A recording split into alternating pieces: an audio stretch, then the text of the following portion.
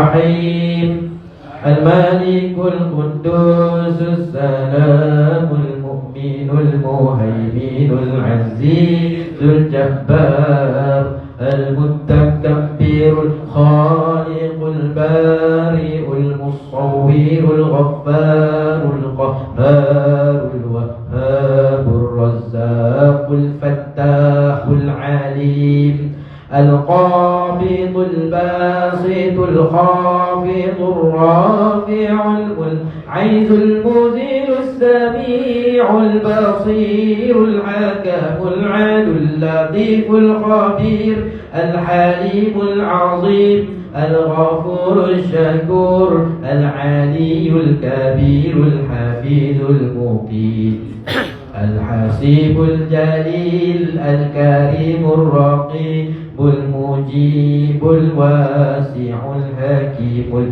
الودود المجيد الباعث الشهيد الحق الوكيل القوي المتين الولي الحميد المحصي المبدئ المعيد المحيي المميت الحي القيوم الواجد الماجد الواحد الصمد القادر المقتدر المقدم المؤخر الأول الآخر الظاهر الباطن الوالي المتعالي البر التواب المنتقم العفو رؤوف المالك المكيس الجلال والإكرام المقسط الجامع الغني المغني المانع الضار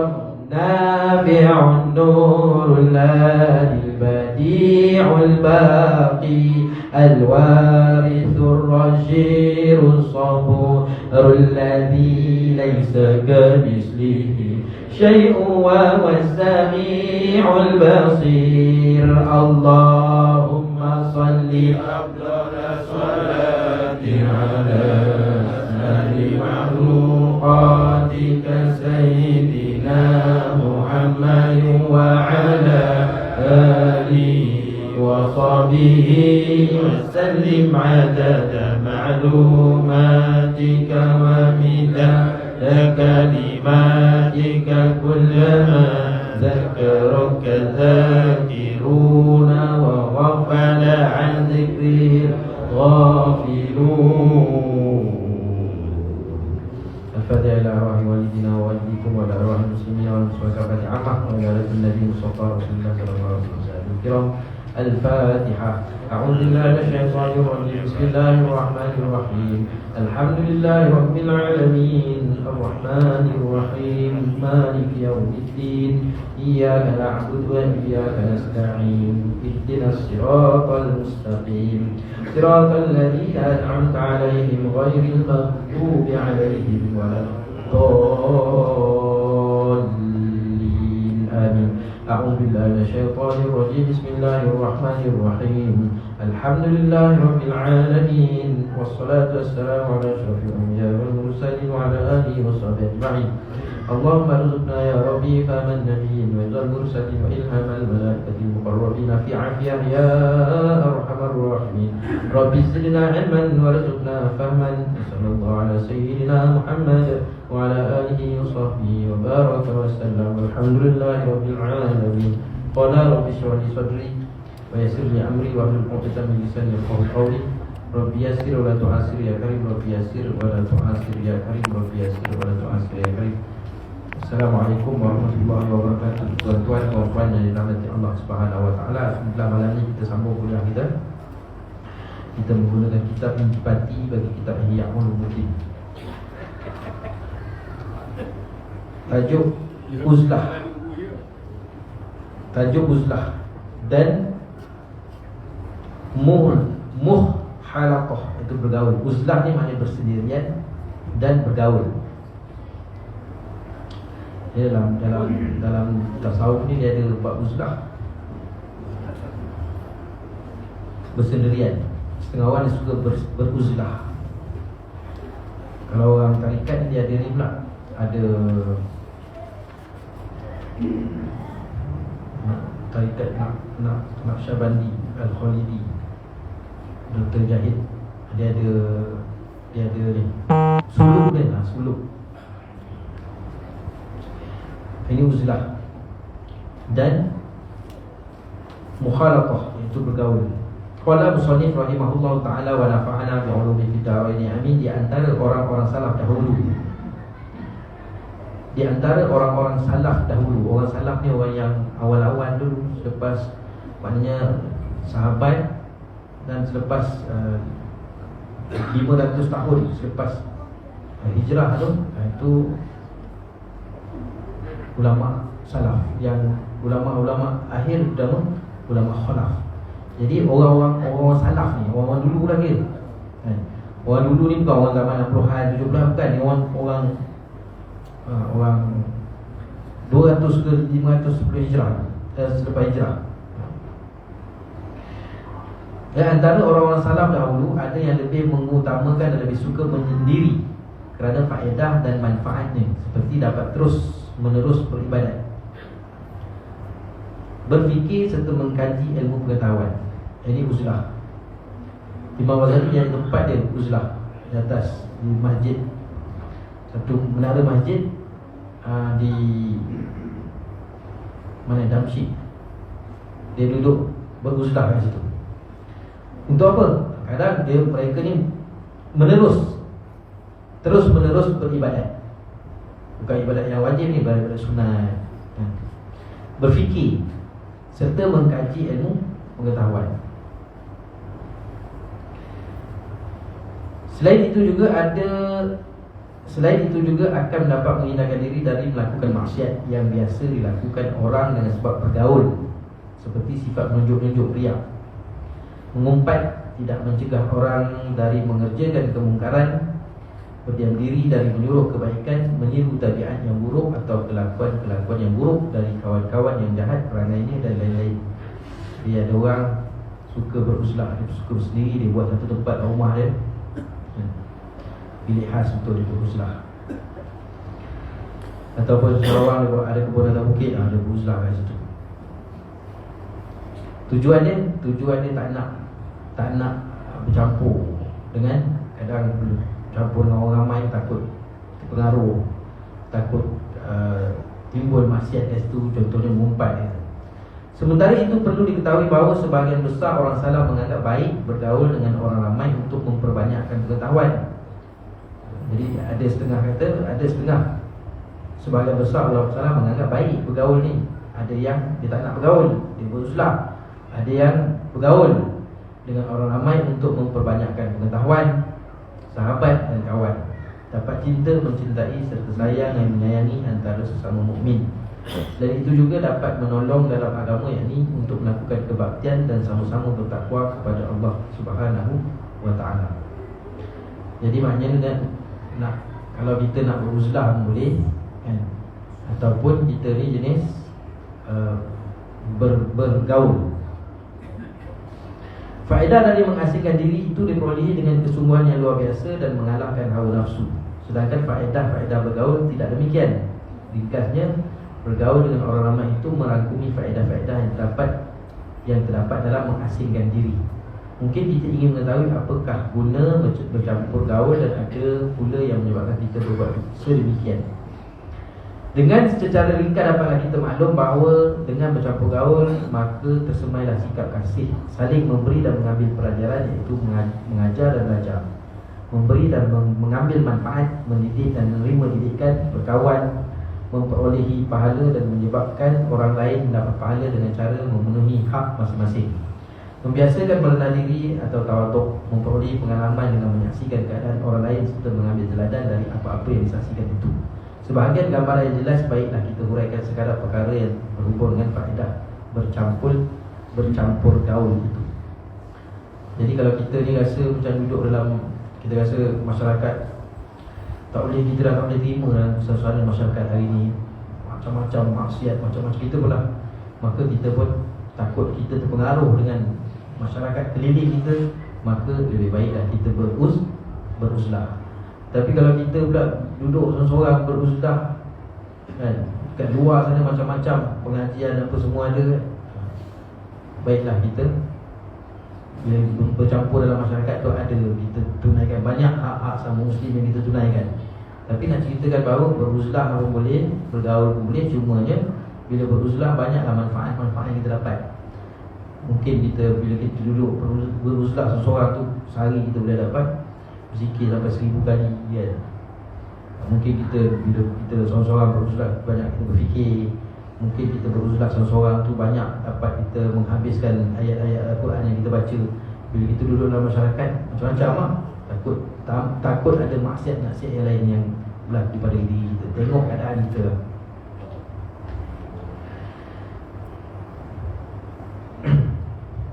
Mengajar dan mempelajari ilmu. Jadi dia kata sebagai gambaran yang jelas, baiklah kita huraikan sekadar perkara-perkara yang berhubung dengan faedah bercampur gaul. Sebab kita ni jenis bercampur gaul. Mengajar dan mempelajari ilmu, keduanya adalah termasuk dalam ibadah yang paling utama di dunia ni. Mengajar dan mempelajari ilmu. Nabi kata jadilah orang yang mengajar. Jadilah orang yang mengajar.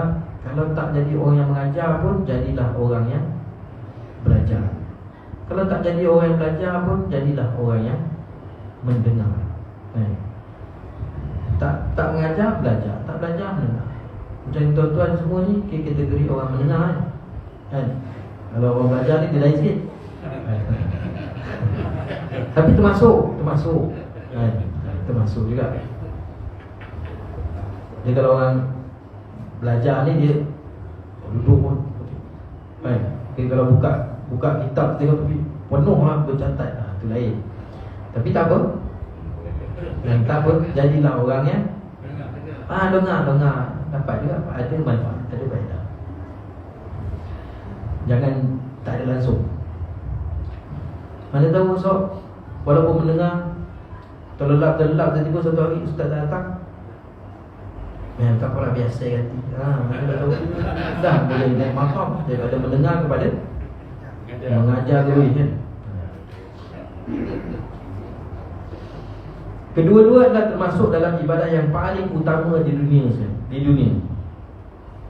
Ibadah ini tentulah tidak dapat dijelmakan kecuali dengan adanya pergaulan antara mereka yang memberikan pelajaran, yakni guru, dan yang berhajat belajar, yakni murid. Jadi belajar ni kan tuan-tuan, belajar ni wajib. Thalabul ilmi faridatun ala kulli muslimin wal muslimat. Menuntut ilmu itu wajib.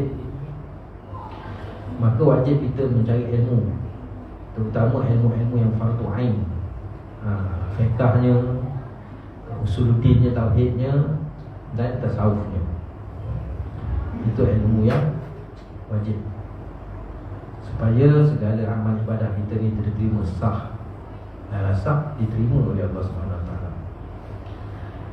Jadi manfaat orang yang belajar ni kan, Nabi kata man salaka tariqan yaltamisu fihi ilman sahalallahu lahu tariqan ilal jannah. Siapa yang pergi satu tempat untuk belajar satu ilmu, maka dia berjalan tu untuk mencari ilmu, maka Allah permudahkan jalan dia untuk ke syurga.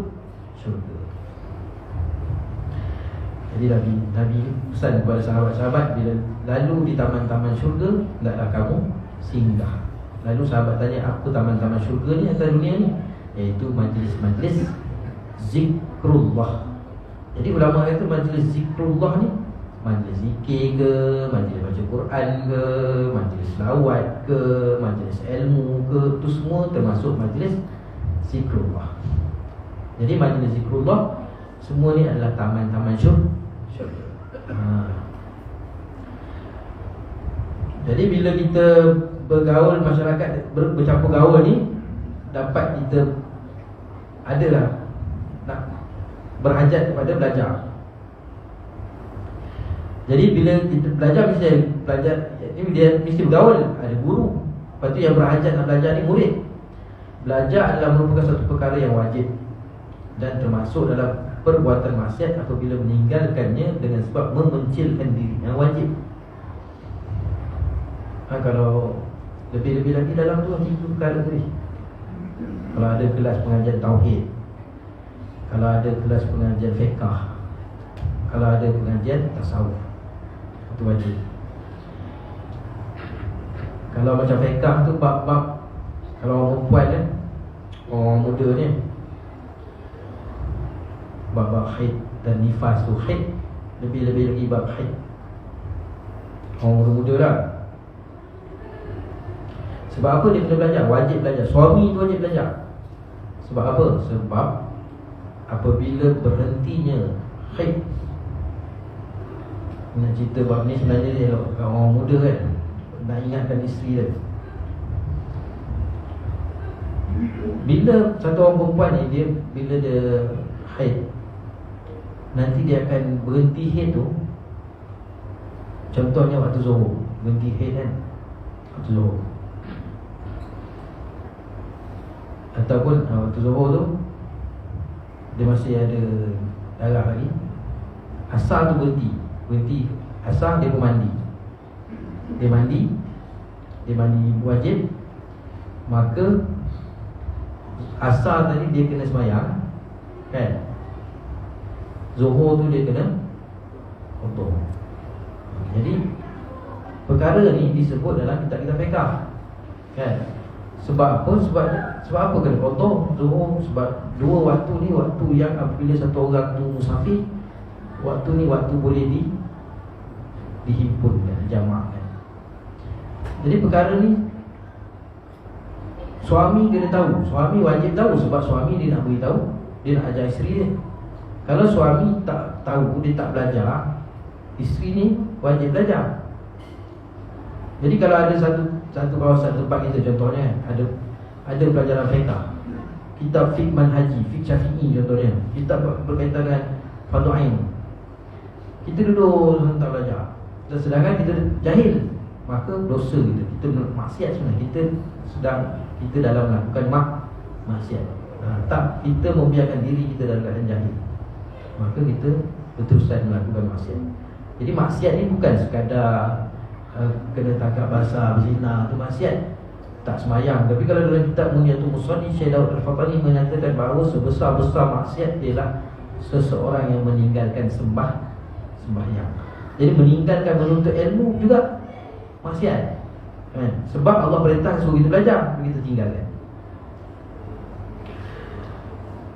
Jadi belajar adalah suatu perkara yang wajib dan termasuk dalam perbuatan maksiat apabila meninggalkannya dengan sebab memencilkan diri. Sebenarnya seseorang yang dapat mengembangkan ilmu pengetahuan, terutama dalam perkara-perkara syariat dan yang berhubung dengan akal fikiran, maka menyendiri bagi dirinya adalah satu kerugian yang amat besar sebelum mempelajarinya. Satu orang yang dia dapat mengembangkan ilmu tapi duduk menjadi susah, satu kerugian yang amat besar sebelum mempelajarinya. Oleh sebab itu An-Nakai berkata, pandaikanlah dahulu dirimu, kemudian bolehlah kamu memencilkan diri. Kena hilangkan kejahilan dalam diri kita dulu. Nanti kita kena tertipu kan? Tertipu dengan iblis. Jadi sebab tu iblis dia lebih takut orang alim daripada ahli habib. Orang yang kuat ibadat tapi dia jahil, iblis tak takut. Dia semayang. Bila semayang tak kisah semayang pun tak betul pun semayang itu. Fatihah pun tak betul. Lepas tu dengan hati yang kotor, dengan ada perasaan riak apa semua, taklah biarlah semayang. Tapi dia buat semayang. Sebab tu iblis lebih takut orang alim daripada orang yang ahli ibadah tapi dia jahil. Kita selesaikan diri kita dulu, pandaikan dahulu dirimu, kemudian bolehlah kamu memencilkan diri. Ini jahil pergi apa? Zikir, jahil. Lepas tu dengar suara bisikan tu. Mula dia ingat tu suara, dia kata suara tu dia ada wali lah apa, padahal jemaah iblis. Kena tipu. Seseorang yang menyendiri sebelum cukup mempelajari ilmu pengetahuan, maka pada umumnya hanyalah mensisihkan waktu sahaja. Sebab akan banyak tidur atau dalam kebimbangan dan kebingungan semata-mata. Tujuannya tentulah tak menghabiskan segala waktunya itu untuk membaca berbagai-bagai wirid dalam mengabdikan diri kepada Allah. Tetapi sekalipun demikian, di samping amalan-amalan itu dilakukan dengan badan dan hati, tentunya ianya tidak terlepas dari berbagai-bagai tipu daya. Sibuk nak berzikir tapi tak ada faham pun tidak, apa pun tidak.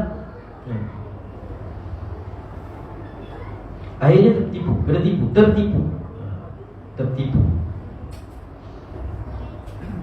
Dia orang yang alim pun tertipu dengan ilmu dia. Dia merasa dia hebat, tertipu juga. Orang yang ahli maksiat tertipu dengan kemaksiatan dia. Tertipu sebab apa? Dia merasakan tak apa kan, dan sampai masa saya tobat tertipu juga. Orang yang alim pun tertipu, orang ahli maksiat pun kena tipu juga. Orang jahil lagi kena tipu kan. Bahkan tidak mustahil sebagai besar keadaan itu hanya menjadi bahan ketawa syaitan saja. Buatlah, tak kisah kan? Kena ketawa je. Hatinya tertipu kerana dia menganggap bahawa dirinya termasuk dalam golongan ahli ibadat yang bersungguh-sungguh. Orang sibuk belajar kan? Orang sibuk belajar, orang dia tak beri sembahyang dan sunat. Warning lah ni kan? Orang sibuk belajar ni, tu kadang-kadang biar kita selesaikan diri kita dulu kan. Cuba bayangkan tuan-tuan kan, kita tengah tiba-tiba ni ahli abidah baru dia jelas antara maghrib dengan isyak nak seperempuannya 12 rakaat dia settle kan. Allah, kita duduk mengajar ni dah, kita pula jadi pening kan. Mana pula mengajar ni kan?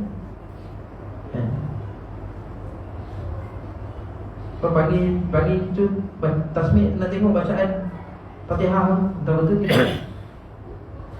Bila dia suka tu semayang. Orang duduk dalam majlis ilmu, pendidikan. Rugi. Ni kau semayang nanti kau tertinggal kau punya semayang. Rugi. Itu bukan apa tu benda yang sama ada ulang-ulang tu kan. Kita duduk dalam majlis ilmu ni, malaikat akan menaungi sayap. Segala binatang-binatang di udara dan di laut, di air, semua mendoakan orang yang menuntut ilmu. Jadi kita duduk dalam, kita menuntut ilmu, bukannya menuntut ilmu sekolah je kan. Menuntut ilmu kan minal mahdi ilal lahdi, daripada buayat sampai lahat, tak terhenti. Sampai lahat pun orang ajar kan. Di malaikat datang, Man rabbuka, jawab gitu kan.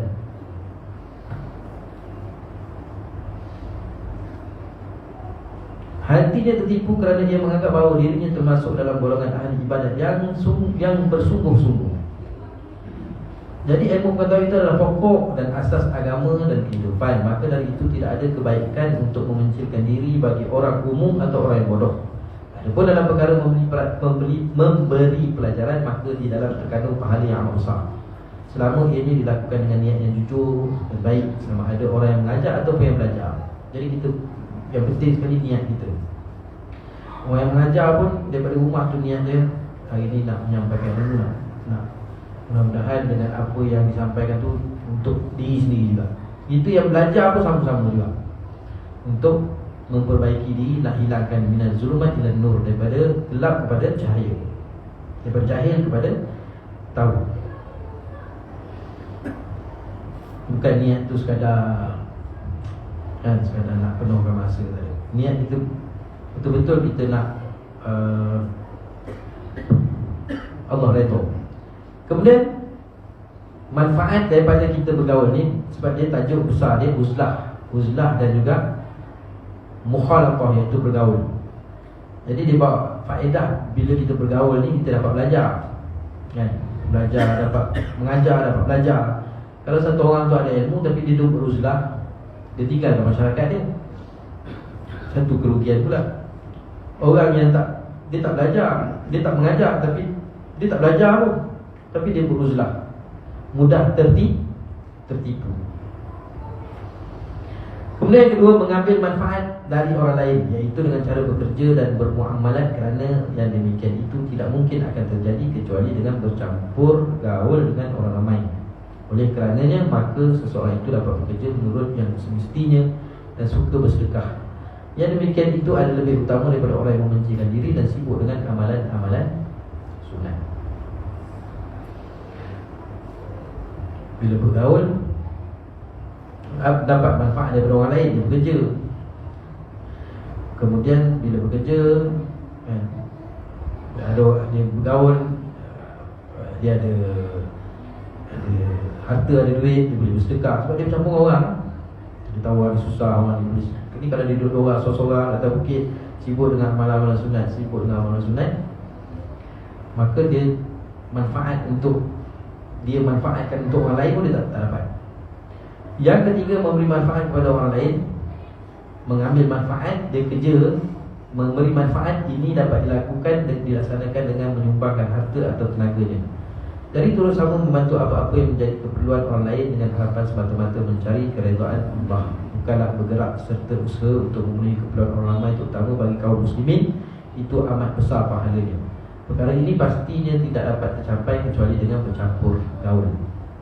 Jadi bagi seseorang yang dapat melaksanakan perkara ini dengan menjaga batas-batas syariat, maka itu adalah lebih utama baginya daripada menyendiri dan mengasingkan diri. Kalau dia bergaul, dia dapat jaga batas-batas syariat, itu lebih baik daripada dia duduk seorang-seorang menyendiri melakukan amal-amal sunat, sedangkan diri dia sendiri pun belum lepas lagi.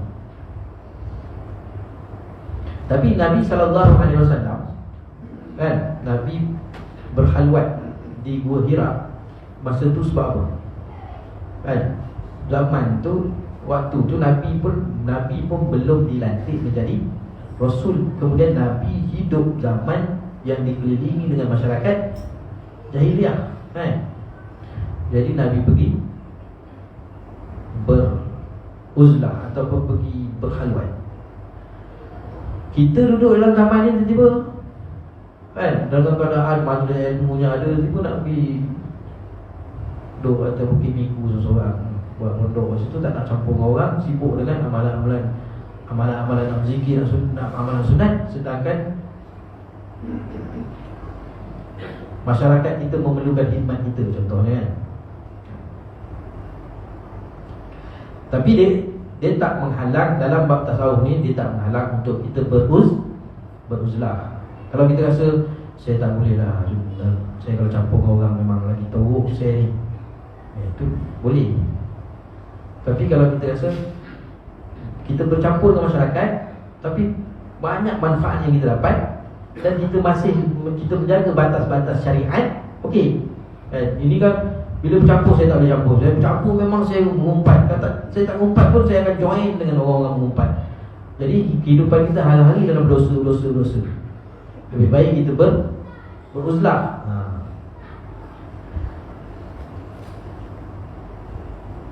Perkara ini pasti tidak dapat dicapai kecuali dengan bercampur gaul. Jadi bagi seorang yang dapat melaksanakan perkara ini dengan menjaga batas-batas syariat, maka itu adalah lebih utama baginya daripada menyendiri atau mengasingkan diri. Bila pencen langsung tak campur orang, dia pencen langsung tak campur orang kata saya nak pakai hikmat dia ni, sebab dia ada kepakaran dalam bidang siap, kan? Dia ni siap, bagus buat cuci pinggan dia anda, contoh kan. Jadi ada, kalau kita ni dapat menjaga batas-batas syariat, mendidik diri dengan nasihat orang dan bersopan santun. Yang dimaksudkan ialah melatih diri untuk menghadapi perlakuan orang lain yang kasar dan berusaha sekuat tenaga untuk menahan diri dan bersabar terhadap perlakuan mereka yang buruk dan jahat. Kita pula baru pindah ke tempat, pindah tempat baru, perumahan baru, pindah.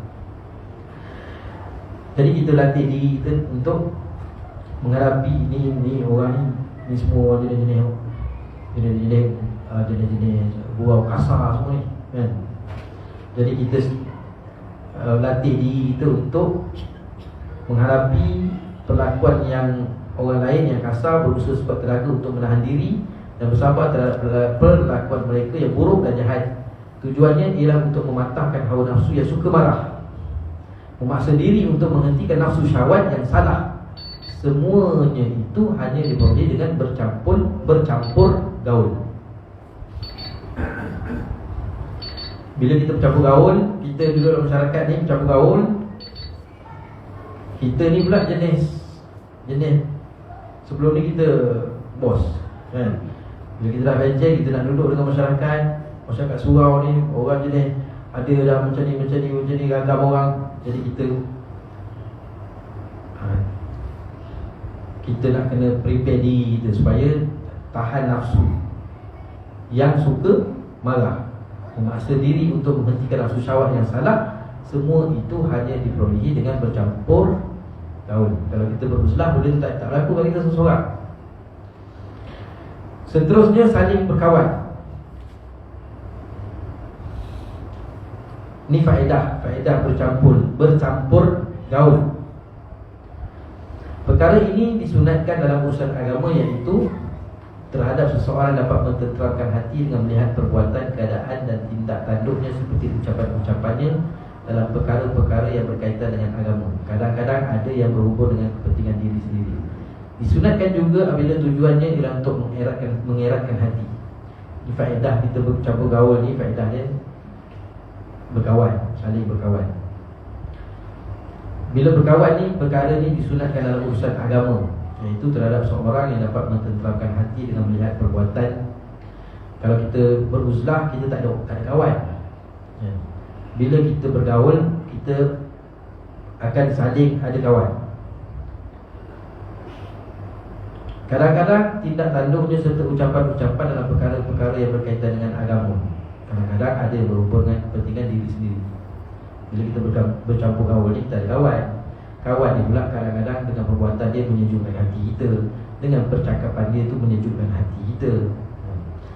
Dengan nasihat-nasihat agama, kadang-kadang tak berkaitan dengan agama pun, berkaitan dengan kepentingan diri pun, menyebabkan kita ni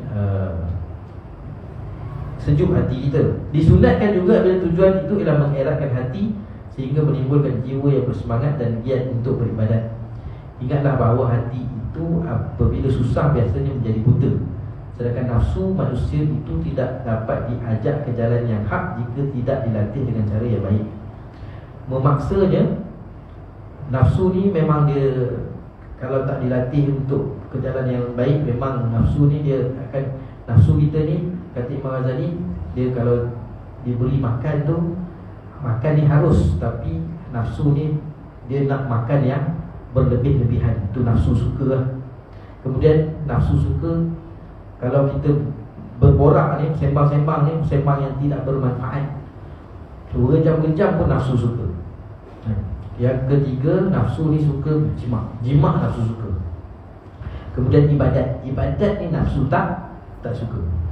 Jadi kita lah kena didik nafsu kita untuk buat ke arah kebaikan. Jadi kadang-kadang kita ni terdidik nafsu kita dengan melihat perbuatan orang lain. Kita tengok orang ni rajin sembahyang. Jadi benda ni tak, kalau kita seorang, kita tak dapat ambil contoh orang lain. Bila kita bergaul, kita dapat ambil contoh daripada orang lain. Kan, kita tengok, saya berkenan lah tengok Haji putus sembahyang. Jadi hati tu jadi kan, adalah nak ikut. Itu manfaat daripada kita bergaul. Kalau kita tengok dia ni lepas sembahyang kan, lepas maghrib kalau dia tak turun mengaji, menyebabkan kita ada perasaan nak macam dia, nak macam kawan dia. Jadi itu manfaat daripada kita bergaul. Kalau kita beruzlah duduk seorang-seorang atas bukit, kita tak nampak contoh apa yang kita nak buat. Memaksa dengan terus-menerus hanyalah akan menimbulkan kebosanan dan kelemahan saja. Ibnu Abbas radhiyallahu anhu berkata, jika tidak kerana takutkan waswas, maka saya tidak akan berkawan dengan orang ramai. Jika tidak kerana takut was-was, maka saya tidak akan berkawan dengan orang ramai. Oleh sebab itu, seseorang yang suka memencilkan diri pastilah memerlukan kepada seorang kawan yang disebabkan pergaulan dengan dia itu hati akan menjadi tenteram dan gembira. Sama ada dengan mengajaknya bercakap-cakap atau dengan mendampingi sahaja. Sekalipun dalam sehari semalam hanya selama sejam, maka dari itulah perlu ia mencari seorang yang dapat diajaknya bergaul pada masa itu, dan seandainya itu tidak merosakkan amalannya pada masa yang lain. Itu faedah daripada bergaul, ada kawan. Bila kita ada kawan, sepokoknya ada orang untuk kita boleh bercakap kalau ada masalah. Sabda Rasulullah sallallahu alaihi wasallam bersabda, al-mar'u ala dini khalilihi falyanzur ahadukum min yukhalil. Artinya seseorang itu mengikut agama kekasih, maka sebaiknya kamu semua meneliti siapakah yang akan dijadikan kekasih. Ataupun maksudnya seseorang itu mengikut agama siapa yang kita kawan. Kalau kita kawan dengan orang soleh, orang kaki surau, kaki masjid, maka kita akan ikut kawan kita. Kejap-kejap ada telefon, jangan lupa malam ni kuliah, jangan lupa kuliah, diingatkan kita. Maka seseorang tu Nabi kata mengikut agama kekasih, maka sebaiknya kamu mengerti siapa yang kita kawan. Sewaktu bertemu dengan kawan itu, hendaklah berusaha sebaik mungkin agar apa yang dicakapkan itu adalah mengenai persoalan-persoalan agama dan perkara-perkara yang menimbulkan rasa tetap dalam kebenaran. Dengan cara ini, maka hati pun dapat berlatih dengan gembira, dan itulah jalan yang sebaik-baiknya bagi seseorang yang ingin berusaha memperbaiki peribadinya, memperolehi, dan seterusnya manfaatnya ialah memperoleh pahala. Wallahu a'lam. Jadi saya ulang balik, tajuk besar pada malam ni berkaitan dengan uzlah dan juga mukhalatah. Jadi uzlah ni maknanya bersendirian. Kalau kita duduk dalam masyarakat ni, kita rasa teruk saya ni, kan? Teruk, kita duduk dalam masyarakat, bertambah dosa kita, maksiat kita bertambah, kita boleh tak boleh hidup.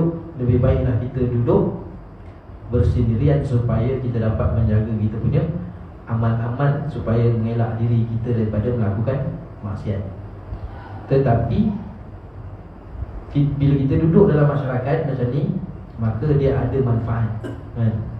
Selagi kita boleh jaga dia punya syariat, maka banyak manfaat daripada kita bergaul.